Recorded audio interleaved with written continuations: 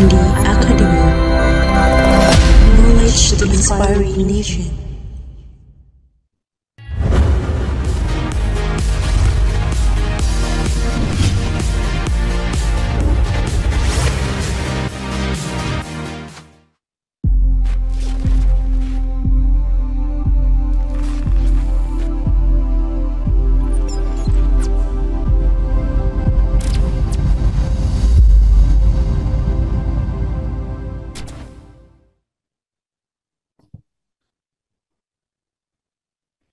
Assalamualaikum warahmatullahi wabarakatuh.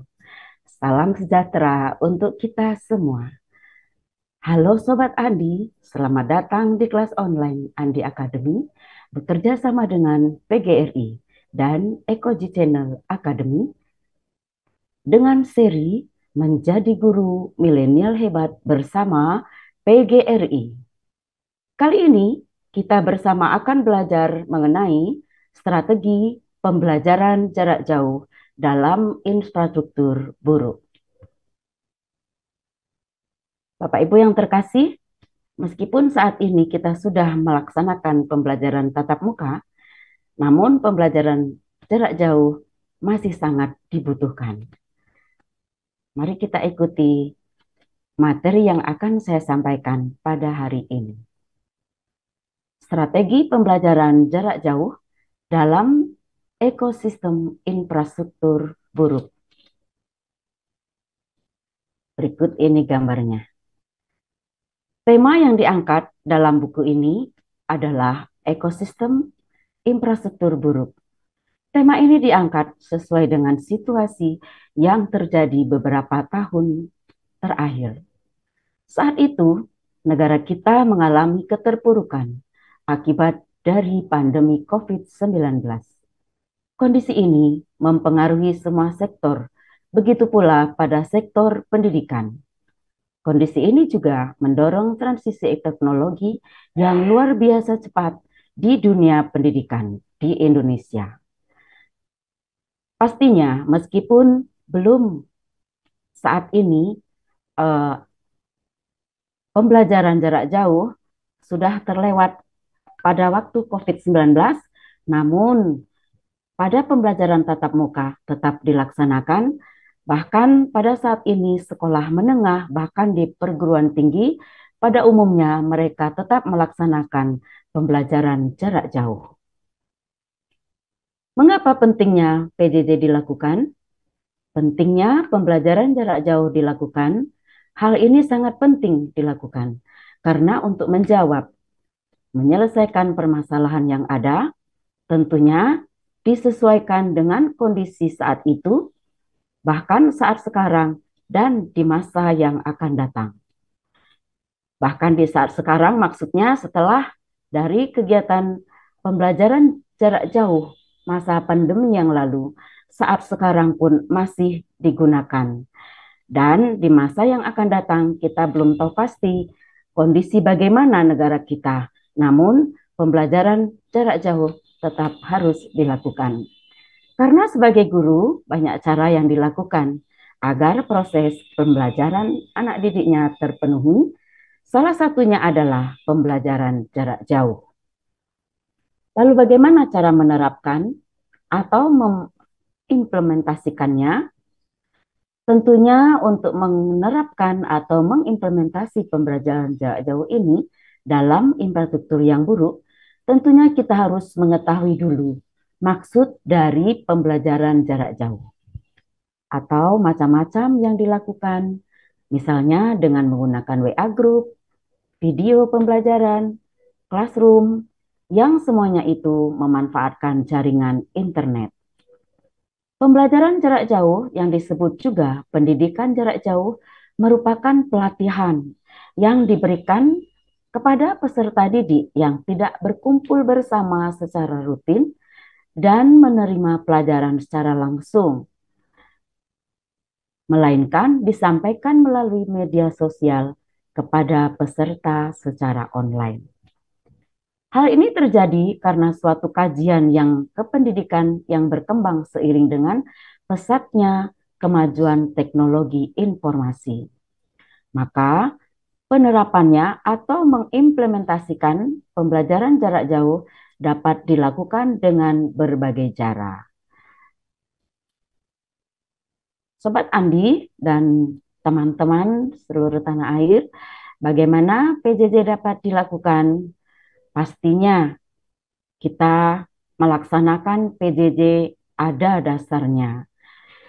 Dasar pelaksanaannya adalah Surat Edaran Mendikbud nomor 39962 MPKA HK 2020 tanggal 17 Maret 2020 tentang pembelajaran jarak jauh dan bekerja dari rumah dalam rangka pencegahan virus COVID-19 dan Surat Edaran nomor 4 tanggal 24 Maret 2020 tentang pelaksanaan kebijakan pendidikan dalam masa darurat penyebaran virus COVID-19. Seluruh kegiatan belajar mengajar di sekolah maupun perguruan tinggi menggunakan metode daring atau online. Nah, dalam berdasarkan dasar pelaksanaan inilah kita melaksanakan PJJ terutama di saat pandemi yang lalu. Namun seperti yang saya sampaikan tadi, meskipun kita sudah melaksanakan pembelajaran tatap muka, namun kita harus tetap tidak lupa dengan melaksanakan pembelajaran jarak jauh ini. Sekiranya mungkin disesuaikan dengan kondisi dan situasi di mana kita berada, terlebih saat kita melaksanakan tugas di luar. Misalnya saja kita sedang melaksanakan pelatihan. Pelatihan dilakukan kebetulan di sekolah kita bisa melaksanakan pembelajaran jarak jauh kepada murid kita yang berada di rumah, sehingga mereka tidak tertinggal dengan pelajaran. Lalu bagaimana PJJ dapat dilakukan? PJJ dapat dilakukan melalui berbagai cara. Yang pertama, melalui Facebook. Facebook dapat digunakan untuk menyampaikan pembelajaran jarak jauh yang saat itu memang sedang marak, banyak yang dimiliki oleh siswa maupun orang tuanya. Yang kedua, video pembelajaran atau juga melalui YouTube. Alternatif yang dapat dilakukan untuk menyampaikan pembelajaran, namun perlu perencanaan yang lebih matang, persiapan dengan merancang pembelajaran melalui Microsoft terlebih dahulu, lalu ke PowerPoint, kemudian dilaksanakan perekaman melalui record slide, kemudian baru diposting ke YouTube dan di-share kepada siswa berupa link, sehingga mereka dapat mengikuti pembelajaran yang kita sampaikan secara daring melalui YouTube tersebut. Yang ketiga, melalui blog. Blog merupakan catatan elektronik atau buku harian elektronik yang dapat dijadikan salah satu pilihan dalam penyampaian pembelajaran jarak jauh.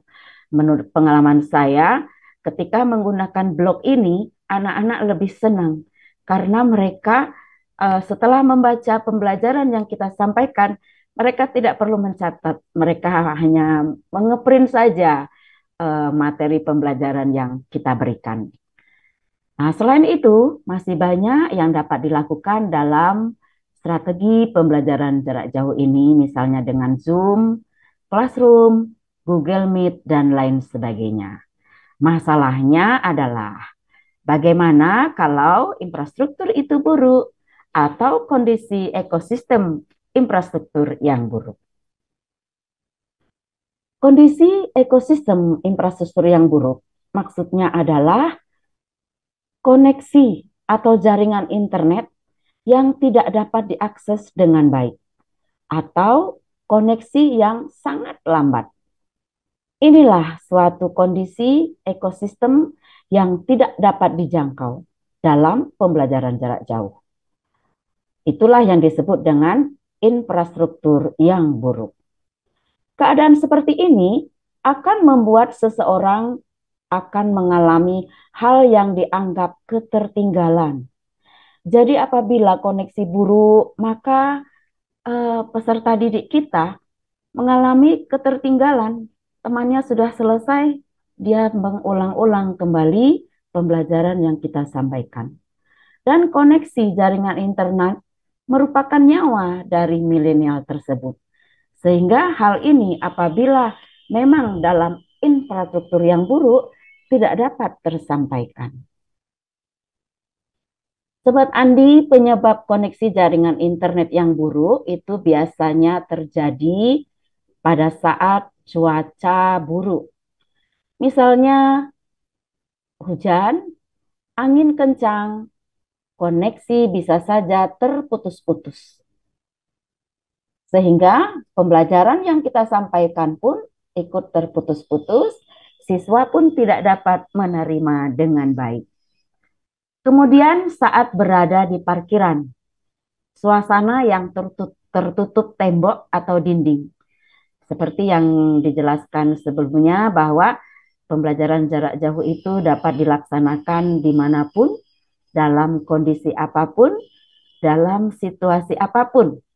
Sehingga ketika mereka berada di parkiran pun dapat melaksanakan pembelajaran.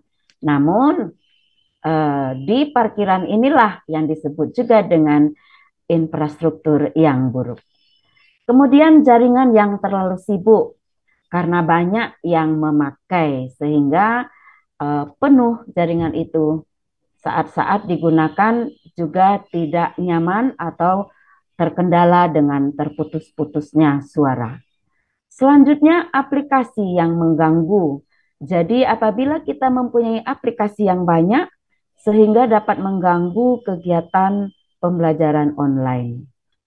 Kemudian mungkin ada kartu yang berbeda sehingga untuk melaksanakan PJJ kartu kita mungkin terlalu berat atau tidak mencapai, tidak mencukupi sehingga pun koneksi menjadi terganggu. Atau juga dalam sedang perbaikan. Misalnya sedang perbaikan di beberapa tempat sehingga mengakibatkan jaringan itu jelek atau buruk. Kemudian karena jaringan kebobolan. Jaringan kebobolan misalnya ketika kita berada di luar, kita tentunya memakai hotspot sehingga ketika berada di rumah kita lupa mematikan hotspot, itu juga membuat infrastruktur menjadi kurang baik atau buruk. Selanjutnya adalah dalam sistem operasi yang bermasalah atau layanan provider belum sampai ke area tertentu. Sobat Andi dan teman-teman guru milenial hebat, tentunya di negara kita, di Indonesia ini, masih banyak daerah-daerah yang belum mencapai atau belum memiliki internet atau internet belum mencapai di daerah tersebut. Nah, dalam ekosistem infrastruktur yang buruk ini dapat terjadi karena di wilayah tertentu, karena belum ada jaringan listrik.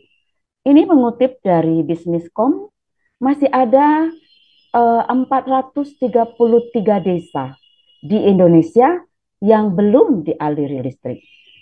Kalau di desa itu belum dialiri listrik, maka jaringan internet pun akan susah. Bahkan tidak bisa sama sekali, tidak terjangkau di tempat itu. Selanjutnya, apabila belum ada jaringan telepon, karena pada umumnya jaringan telepon, jaringan internet akan dipasang apabila di rumah itu ada jaringan telepon. Dulu tidak seperti sekarang, kalau dulu ada jaringan telepon, bisa dipasang internet. Kalau belum punya, belum. Namun sekarang sudah bisa, sudah semakin canggih. Jadi hal-hal seperti inilah yang menyebabkan infrastruktur buruk dalam pembelajaran jarak jauh. Dalam hal ini yang menjadi kendala sering ditemukan. Nah, lalu bagaimana menjawab tantangan ini atau bagaimana solusinya? Untuk menjawab tantangan atau mencari solusi dalam pembelajaran jarak jauh ini, terutama dalam infrastruktur yang buruk. Pastinya yang pertama kita mencoba dengan mendownload buku dengan memory card. Memory card adalah kartu memori yang berfungsi sebagai media penyimpanan data digital pada sebuah perangkat yang materi pembelajaran dapat di-download, kemudian diberikan kepada peserta didik sehingga bahan pelajaran dapat diberikan kepada peserta didik sehingga bahan pelajaran itu dapat diterima, tersedia sesuai dengan kelas yang diampu dan mereka dapat belajar sendiri di rumah melalui kartu yang sudah kita berikan.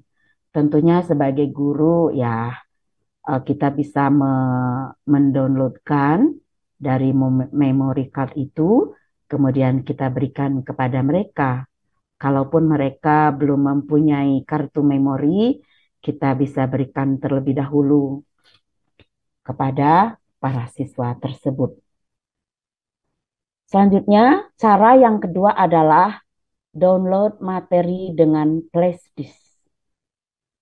Flashdisk adalah sebuah alat penyimpanan dan data eksternal yang dihubungkan dengan USB yang mampu menyimpan berbagai format data dan memiliki kapasitas sehingga dapat digunakan untuk menyampaikan materi pembelajaran dalam infrastruktur yang buruk ini. Jadi dengan flashdisk kita bisa downloadkan juga, kita masukkan pembelajaran sehingga para siswa dapat membuka flashdisk mereka masing-masing di rumah tentunya sambil mengulang pelajaran kembali di rumah mereka masing-masing. Kemudian yang ketiga, mengajar melalui via WA, dan WA inilah yang merupakan sebuah aplikasi pesan messenger yang saat ini memang paling banyak dibutuhkan. Karena dengan melalui WA ini kita dapat menyampaikan pembelajaran tetapi memang masih dalam jaringan. Karena di WA ini tidak menggunakan pulsa tetapi menggunakan kuota juga yang pada dasarnya melalui jaringan internet juga. Kemudian yang keempat, melalui kombinasi pembelajaran daring dan luring. Nah, biasanya kombinasi pembelajaran daring dan luring inilah yang sering digunakan para guru melalui WA, sehingga pembelajaran tersebut dapat tersampaikan kepada siswa kita. Pembelajaran daring adalah pembelajaran yang dilakukan secara online, menggunakan aplikasi pembelajaran maupun menggunakan jejaring sosial. Pembelajaran luring adalah bentuk pembelajaran yang sama sekali tidak dalam kondisi terhubung dengan jaringan. Jadi, pada kombinasi ini, guru dapat menyampaikan materi pembelajaran melalui WhatsApp, kemudian peserta didik akan mengumpulkan kembali tugas-tugas mereka pada guru secara berkala. Kalau pada masa pandemi, mereka mengerjakan, kemudian orang tua mereka mengumpulkan ke sekolah, karena pada waktu itu memang masih terbatas, sehingga orang tua datang ke sekolah mengumpulkan tugas-tugas siswa dan guru memberikan pembelajaran selanjutnya melalui WA, begitu seterusnya. Namun saat sekarang masih juga dipakai, Sobat Andi, Karena ada ketika beberapa siswa mengalami kendala sakit, mungkin memang tidak terlalu berat sih, namun terkadang penyakit mereka dapat menular. Misalnya ketika peserta didik mengalami sakit campak, saya tidak mengizinkan mereka masuk, saya hanya mengirimkan pembelajaran melalui WA. Kemudian orang tuanya akan datang menyampaikan tugas-tugas mereka ke sekolah, sehingga mereka tidak ketinggalan pembelajaran. Karena kita tahu bahwa sakit campak itu yang dapat mengganggu serta bisa menularkan kepada teman-temannya. Meskipun terkadang kondisi mereka walaupun sakit masih saja ingin belajar. Nah, itulah. Selanjutnya, eh, proses pembelajaran harus tetap dilaksanakan, harus tetap terlaksana, meskipun dalam kondisi dan situasi apapun. Ini merupakan simpulan dari materi kita pada hari ini. Simpulannya yang pertama sudah saya sampaikan tadi, artinya bahwa dalam situasi kondisi yang bagaimanapun kita harus tetap melaksanakan pembelajaran. Apalagi ketika masa pandemi, mau tidak mau sebagai guru harus melaksanakan pembelajaran itu. Jangan sampai kita merasa bahwa kita mendapat gaji tetapi kita tidak melaksanakan pembelajaran. Jadi bahkan pembelajaran di saat itu malah lebih dari pembelajaran tatap muka, terutama dalam persiapan begitu ekstra. Kita harus menyiapkan eh, perekaman itu berbagai cara, bahkan banyak sekali kendala. Sehingga kita harus menampilkan berulang-ulang atau melaksanakan perekaman berulang-ulang supaya mendapatkan hasil yang baik. Selanjutnya adalah ketidakberdayaan tidak menyurutkan peran serta guru untuk melaksanakan pembelajaran. Berikut orang tua juga dalam keberlangsungan pembelajaran. Nah, dalam hal ini peran pemerintah wajib memenuhi infrastruktur. Terutama yang pertama adalah bantuan yang disediakan pemerintah. Yang pertama, membangun infrastruktur digital nasional secara cepat. Nah, membangun infrastruktur digital nasional secara cepat ini sudah terbukti, Sobat Andi, di kita sudah terpenuhi, terbukti dari ketika saya pulang kampung beberapa tahun yang lalu, itu belum ada jaringan internet di desa saya. Tetapi ketika saya pulang kemarin, 2 tahun yang lalu, itu sudah. Berarti ini membuktikan bahwa pemerintah kita sudah melaksanakan digital nasional secara cepat. Kemudian mensosialisasikan pentingnya teknologi kepada masyarakat. Nah, saat-saat ini sudah banyak sekali masyarakat kita yang sudah mengenal teknologi media sosial ini. Sehingga selain para pelajar, masyarakat kita, terutama ibu-ibu, juga sudah banyak yang pandai bermedia sosial untuk menambah income mereka, untuk menerima pembelajaran jarak jauh, untuk membantu anak mereka dalam menyelesaikan pembelajaran. Karena saat siswa atau peserta didik akan bertanya kepada gurunya secara langsung, dia tentunya tidak bisa. Hanya saja bisa melalui chatting, gurunya tidak bisa langsung menjawab. Namun, kalau mereka bertanya kepada orang tua, dia lebih leluasa untuk bertanya dan orang tuanya bisa menyampaikan kepada kita secara langsung atau tidak langsung. Selanjutnya, simpulan selanjutnya adalah dengan pembelajaran jarak jauh ini kita bisa menanamkan semangat pendidikan, kebijakan pemerintah ini, peran pemerintah ini dapat menanamkan semangat pendidikan dan lebih cinta tanah air, serta meningkatkan iman dan meningkatkan iman, akhlak, budi pekerti, agar teknologi yang kita terima atau kita peroleh yang semakin canggih ini tidak rumpang dengan segala sesuatu yang diajarkan oleh agama kita masing-masing tentunya. Simpulan selanjutnya adalah kebijakan pemerintah.